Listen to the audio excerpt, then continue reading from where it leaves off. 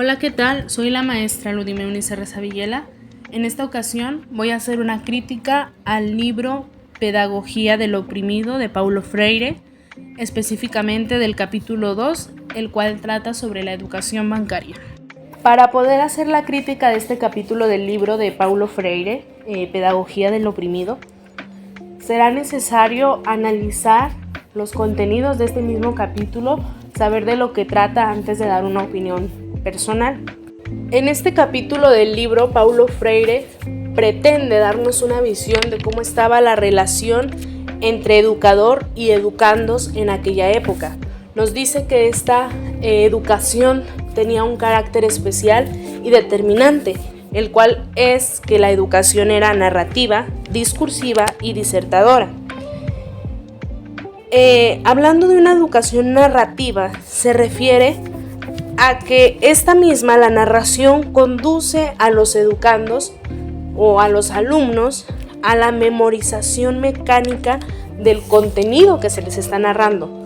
No se espera que ellos aprendan realmente, sino que simplemente memoricen. Incluso Paulo Freire en este libro nos da un ejemplo de que los alumnos son vasijas que están esperando ser llenadas y que el educador es quien va a llenar a estas vasijas.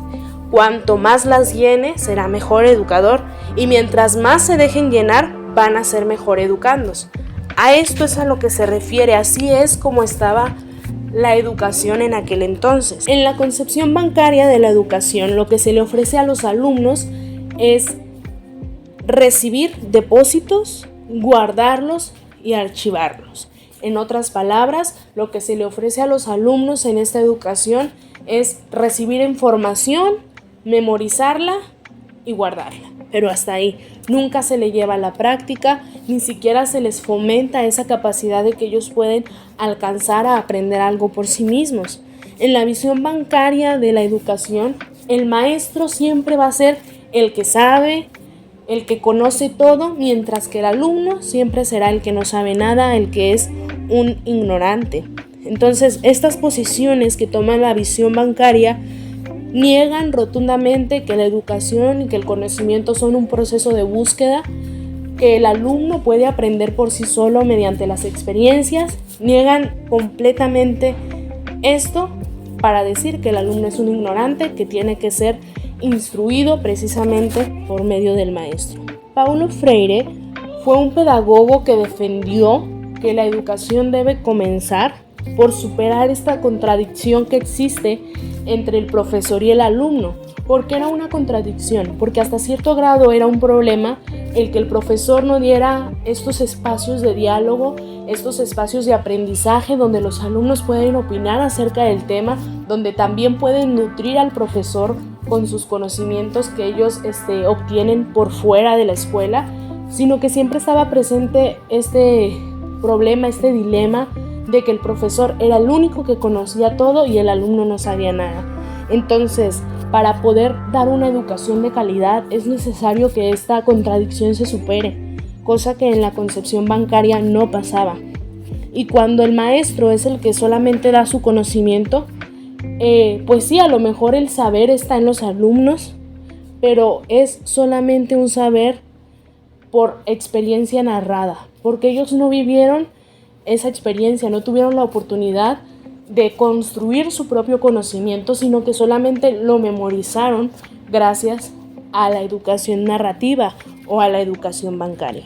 Esta visión bancaria anula el poder creador de los alumnos, minimiza esta capacidad que los seres humanos tenemos de manera innata para aprender por nosotros mismos, para conocer o construir nuestro propio saber, nuestro propio conocimiento.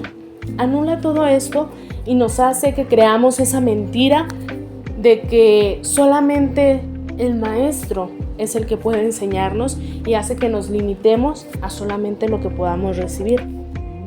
Y esta situación, esta visión bancaria, al minimizar esta capacidad de los seres humanos, satisface los intereses de los opresores, de las personas que estaban en el poder en aquel entonces, porque preservaba o mantenía la situación de beneficiarios que tenían ellos y seguía manteniendo esta mentira de esta falsa generosidad, de hacerse ver que estaban con el pueblo cuando en realidad estaban sobre el pueblo. Por eso los opresores, reaccionaban contra cualquier tentativa de una educación que estimulara el pensamiento auténtico de las personas. Reaccionaban contra todo aquello que pudiera poner en riesgo sus propios intereses, sus propios beneficios. Es por eso que Paulo Freire se encontró en una situación muy desagradable cuando lo tomaron preso, por una razón que pues realmente era por el bien de la sociedad. Sin embargo, estos opresores lo vieron como una persona que estaba en contra de ellos, una persona que causaba disturbios y que quería poner a los hombres en contra de ellos. ¿Por qué? Pues porque Paulo Freire se preocupó por alfabetizar, por enseñar a 300 obreros en 45 días. Y para estos opresores fue un golpe muy fuerte, muy duro, el pensar que sus esclavos, porque en realidad es lo que eran, que sus esclavos podían rebelarse al tener más conocimiento. El propósito de los opresores es transformar la mentalidad de los oprimidos y no la situación que los oprime. Sin embargo, un educador humanista está a favor del pensamiento auténtico. Un educador humanista cree en los hombres, cree en su capacidad de construir su propio conocimiento, cree en su capacidad, en su habilidad, en su poder creador y lo estimula. La concepción bancaria crea una división que no existe entre los hombres y el mundo. Crea una dicotomía, así lo nombra Paulo Freire. Una dicotomía es una división en dos partes que son opuestas, que nunca se entrelazan. Esa división la plantea la concepción bancaria. Esa división que el hombre tiene su propio pensamiento, pero no tiene conciencia de que él es parte del mundo, sino que para el hombre el mundo es muy, muy aparte, muy independiente. Entonces, para la concepción bancaria, cuanto más adaptados estén los hombres, van a ser más adecuados al mundo. ¿A qué nos referimos con esto? Mientras los hombres pregunten menos, mientras los hombres o los humanos se interesen menos en conocer el porqué de las cosas en este mundo, los opresores van a estar tranquilos. Pero cuando los humanos empiezan a cuestionarse, empiezan a preguntar por qué sucede esto, por qué pasa esto, qué tenemos que hacer para solucionar este problema, los opresores se empiezan a preocupar, porque es aquí cuando esta capacidad innata quiere sobresalir. Entonces, uno de los objetivos fundamentales de los opresores es dificultar lo más que se pueda el pensamiento auténtico del hombre, que él no se dé cuenta, que él crea esa mentira de que es una persona ignorante. La opresión se compara o se relaciona también con la necrofilia. Paulo Freire hace una referencia a Fromm. Dice que el opresor o el necrófilo ama el control, pero en el acto de controlar mata la vida. ¿Por qué? Porque sí puede estar un mundo controlado, un mundo en el que todos obedezcan a los opresores como robots, pero pues realmente no están viviendo, no hay una vida, no hay un interés por sobresalir. Entonces, es realmente impresionante esta referencia a Fromm que se hizo, que es que la opresión o la persona necrófila ama el control, pero en el acto de controlar mata la vida. Igual en este capítulo, Paulo Freire nos menciona que al denunciar o al hacer ver esta opresión bancaria, no se espera que los opresores automáticamente renuncien a la práctica y digan, tienen razón, hay que cambiar este sistema educativo que no nos lleva a nada. No, porque incluso dice que eso sería algo ridículo de esperar, porque los opresores no van a cambiar sus pensamientos.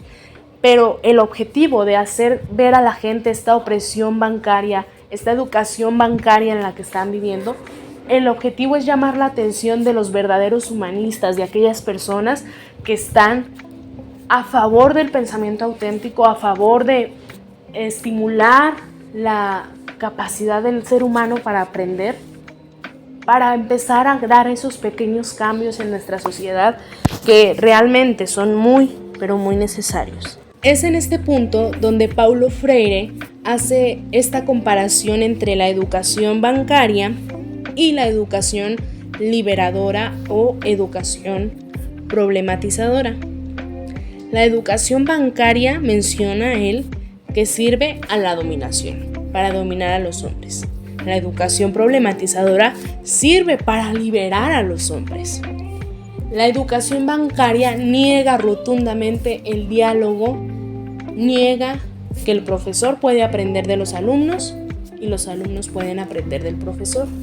La educación problematizadora, esta educación liberadora, afirma el diálogo, afirma que esta comunicación entre profesor y estudiante puede ser un espacio para nutrir mucho más el conocimiento que ambos tienen.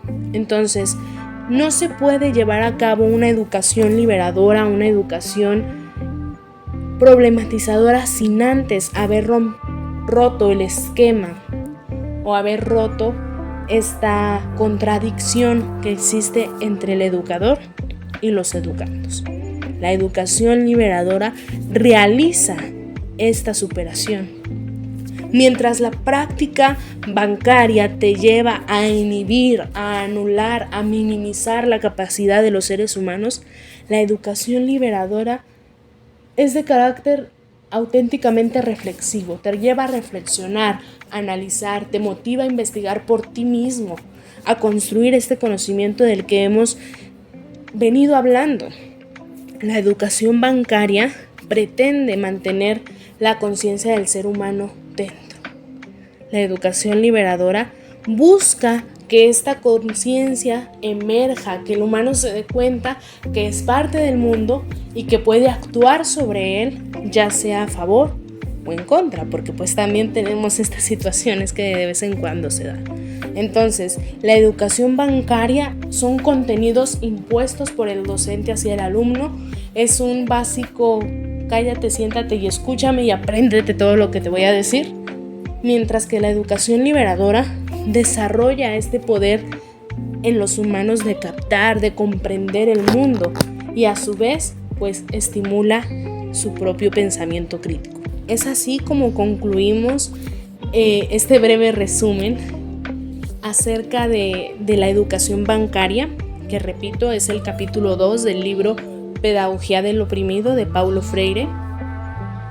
Pues a manera personal, mi punto de vista, me parece realmente interesante esta comparación que Paulo Freire realiza entre ambos tipos de educación o ambas maneras de enseñar. Y me resulta realmente asombroso que Paulo Freire haya tomado esta iniciativa de luchar contra la educación bancaria, contra la educación opresora, porque es realmente asombroso ver o saber cómo estaba la situación en aquella época y que quizá mucha gente ni siquiera se daba cuenta de la opresión en la que estaban viviendo, o si se daban cuenta simplemente no tenían la valentía para enfrentarse a los opresores. Y el hecho de que Paulo Freire haya tomado esta iniciativa, haya tenido esta valentía de levantarse en contra de esta educación, a mí me parece realmente interesante, realmente asombroso, y pues es de reconocer la labor que él hizo, porque pues él luchó por promover una educación más humanista, una educación en la que el docente valorara la capacidad del alumno, en el que el docente, claro que va a enseñar a los alumnos, pero que tenga conciencia, que tengamos conciencia que los alumnos también nos pueden enseñar a nosotros, que no se trata de como lo dije hace rato, no se trata de un cállate, siéntate y escúchame, sino que se trata de vengan, vamos a trabajar juntos, vamos a ver qué aprendemos el día de hoy. Y como docentes yo creo que sí nos damos cuenta que los alumnos nos enseñan mucho más, a lo mejor de lo que nosotros les enseñamos a ellos. Entonces a mí realmente me resulta muy maravillosa y me siento muy contenta de haber aprendido esto, de haber empezado a conocer o a diferenciar una educación bancaria de una educación liberadora. Y es triste también darnos cuenta que a estas alturas, en estos tiempos, aún contamos con docentes que, pues para ellos, la educación bancaria sigue muy presente, sigue muy arraigada, y pues también tenemos que tener esa valentía como la que tuvo Paulo Freire de luchar en contra de esta corriente, de esta educación bancaria, para lograr pues que efectivamente nuestra educación sea humanista, que valoremos a nuestros alumnos, valoremos la capacidad que ellos tienen de aprender por sí mismos, que motivemos o estimulemos estas experiencias en las que ellos pueden conocer, pueden observar, manipular, explorar, en la que pueden hacer y deshacer con el fin de aprender. Entonces, pues, mi opinión mi crítica a este capítulo es esa, que realmente es muy interesante, y pues realmente estoy a favor de lo que Paulo Freire consiguió o pretendía conseguir, que yo creo que pues realmente sí lo logró, y pues seguir en esa lucha por aprender a educar de manera liberadora.